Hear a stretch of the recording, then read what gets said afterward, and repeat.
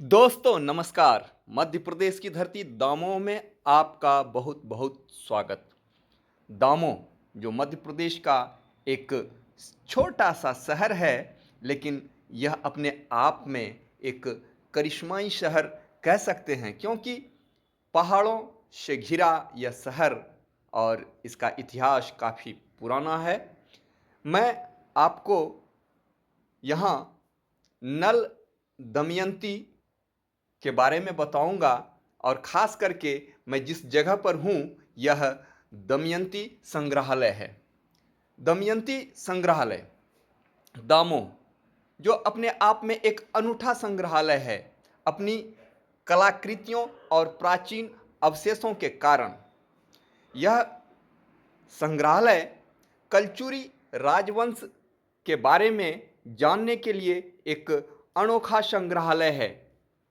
यहाँ की कलाकृतियाँ काफ़ी खूबसूरत है, और जिसका नज़ारा आप देख रहे हैं, यह संग्रहालय जहाँ पर अवस्थित है, जो देख रहे हैं एक किले में। और यह किला भी जो है तुगलक कालीन किला है, जहाँ तुगलक वंश के नायाब या मुंशी रहा करते थे। इस किले का निर्माण 1480 ईस्वी में मोहम्मद बिन तुगलक के द्वारा किया गया था, और इसी किले में दमयंती संग्रहालय को खोला गया है। दमयंती संग्रहालय जो है, इसकी स्थापना या उद्घाटन, ये जो देखिए आपको मूर्तियां दिख रही हैं, काफ़ी आकर्षक, काफ़ी सराहनीय, अद्भुत और अलंकृत भी है। मैं बता रहा था आपको कि इस संग्रहालय का जो उद्घाटन है वह 25 अगस्त 1989 ईस्वी को हुआ था, और इसका उद्घाटन तत्कालीन गवर्नर, जिसे राज्यपाल भी कहा जाता है, सरला गिरेवाल ने की थी।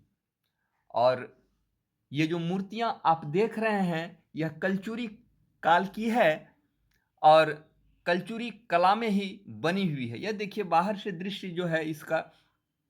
और यह संग्रहालय जो है, इसमें 6ठी शताब्दी से लेकर 11वीं 12वीं शताब्दी तक की मूर्तियां रखी गई हैं, जो कलचुरी वंश से संबंधित हैं, जो काफ़ी अद्भुत, काफ़ी अलौकिक, काफ़ी अलंकृत और अद्भुत तो है ही।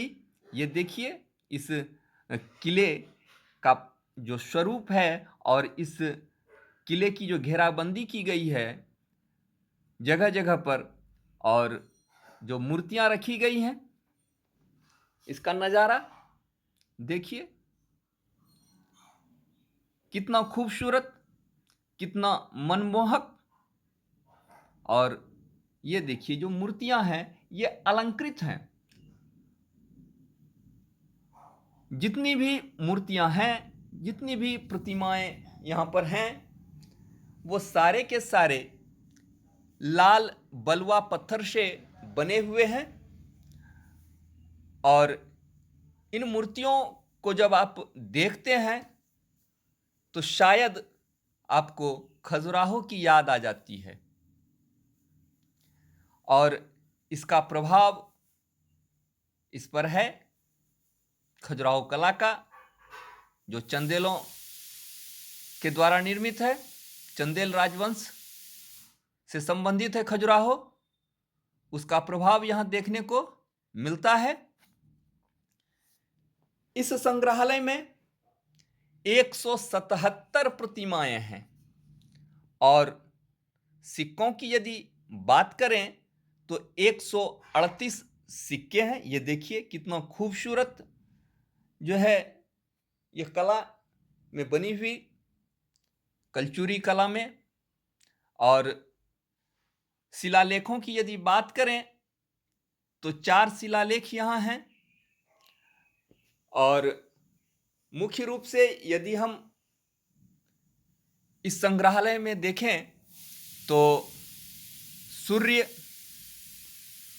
कार्तिकेय, गणेश, वायु, कुबेर, हयग्रीव, विष्णु, शिव आदि की प्रतिमाएं यहाँ पर हैं। सरस्वती की भी प्रतिमा यहाँ मिलती है।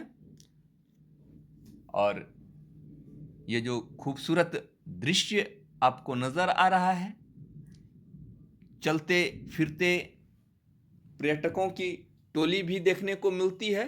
और ये देखिए, पानी के निकास की जो व्यवस्था यहाँ की गई थी तुगलक समय में, वह भी काफी बेहतरीन समुचित व्यवस्था जल निकासी की। और अवशेषों के रूप में कुछ देख सकते हैं हम यहाँ पर प्राचीन मूर्तियां, जिस पर खूबसूरत नक्काशी की गई है, जो काफी अविस्मरणीय है, दिलों को सुकून देता है। और जानकारी के दृष्टिकोण से यदि देखा जाए तो यह कलचुरी राजवंश की कलाकृतियों यानी कलचुरी कला का जो है अद्भुत संगम है। कलचुरी वंश के बारे में मैं आपको थोड़ा सा बता दूं कि कलचुरी वंश मध्य प्रदेश, गुजरात और महाराष्ट्र के इलाकों में फैला हुआ था। और कलचुरी वंश की 2 शाखाएं हैं, लेकिन मैं जिस कलचुरी वंश की बात कर रहा हूं वह मध्य प्रदेश वाले इलाके की बात कर रहा हूं, जिसके संस्थापक जो हैं वह कोकल्ला प्रथम थे। कलचुरी वंश के संस्थापक कोकल्ला प्रथम थे। और इन्होंने जो अपनी राजधानी बनाई वह त्रिपुरी में बनाई थी। ये देखिए कितना खूबसूरत। और त्रिपुरी वर्तमान समय में मध्य प्रदेश के जबलपुर के पास है। और मूर्तियों को देखने के बाद आप कह सकते हैं कि यह काफी अलंकृत और बारीकियों से भरा हुआ है। यह संग्रहालय अपने आप में अनूठा और अविस्मरणीय है, क्योंकि यह संग्रहालय न सिर्फ अपना बल्कि अपने आप में कलचुरी राजवंश के इतिहास को समेटे हुए है, खास करके उनके कला कृतियों और कला के काल को, कला के खंड को। कलचुरी राजवंश जितना महत्वपूर्ण रहा है इस क्षेत्र में, उसके स्वर्णिम काल को दर्शाता है यह संग्रहालय और इस संग्रहालय में रखी हुई मूर्तियां। संग्रहालय न सिर्फ अपने आप में एक उच्च कोटि का संग्रहालय है मध्य प्रदेश का, बल्कि इसे सहेज कर रखने की भी जरूरत है।